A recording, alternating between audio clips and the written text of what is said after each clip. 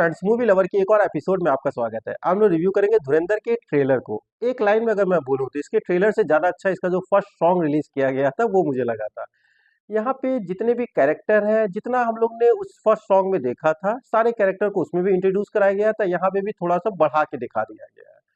चाहे अर्जुन रामपाल हो गए, अक्षय खन्ना हो गए, संजय दत्त हो गए, पर सबसे जो खूंखार मुझे रोल दिखा वो अर्जुन रामपाल का ही था। जो पहला वाला फ्रेम था, मेकर्स ने एक चीज तो क्लियर कर दी है कि अगर आप दिल के कमजोर हो तो इस फिल्म से दूर रहो। पता है कि वो एक्टिंग चल रही है, पर वो फर्स्ट सीन सच में रोए खड़ा कर दिया था। लग रहा था कि अगर किसी रियल इंसान के साथ इस तरह का हरकत या घटना हुई होगी तो कितने पेन से वो गुजरा होगा, जब उसके फेस के पास के सारे, छोड़िए।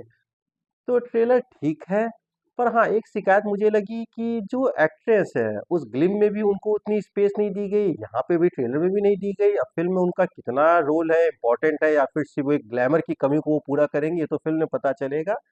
और रणवीर के भी जितना, इससे ज़्यादा तो मुझे लगता है कि जो वो ग्लिम्स डाले थे सॉन्ग का, उसमें दिखा दिया गया था। बाकी सभी कैरेक्टर की तो डेप्थ दिखाई गई, पर रणवीर के कैरेक्टर को मुझे लगता है बहुत कम दिखाया गया।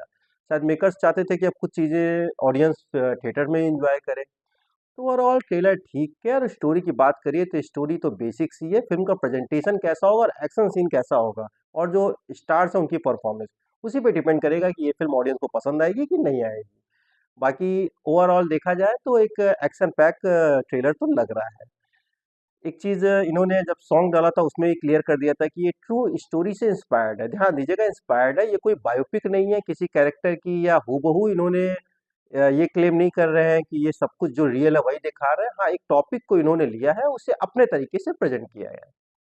बाकी मूवी कैसी है तो मूवी आने पता चलेगा 5 दिसंबर को। पर इसके ट्रेलर देखने के बाद मुझे ये लगा कि अगर राजा साहब इसके ट्रेलर की वजह से अपनी पिक्चर को पोस्टपोन किए हैं तो नहीं करना चाहिए था। दोनों की ऑडियंस अलग अलग थी, वो हॉरर कॉमेडी थी, ये एक एक्शन पैक है। तो अगर मूवीज अच्छी हो, हमने कई फिल्मों को देखा है, आप गदर लगान ले लीजिए, दोनों अलग, लगान का अलग ऑडियंस थी, गदर की अलग ऑडियंस थी, दोनों फिल्मों ने अच्छा बिजनेस किया। तो मूवी अच्छी हो तो क्लास का कोई फर्क पड़ता नहीं है। बाकी वो तो आगे घिसक चुकी है। अब राजा साहब आएगी दिसंबर में, और ये सॉरी, राजा साहब आएगी जनवरी में। आपकी खिचड़ी के समय में 13 या 14 जनवरी को रिलीज हो रही है। और बाकी ये आ रही है 5 दिसंबर को। Okay friends, thank you.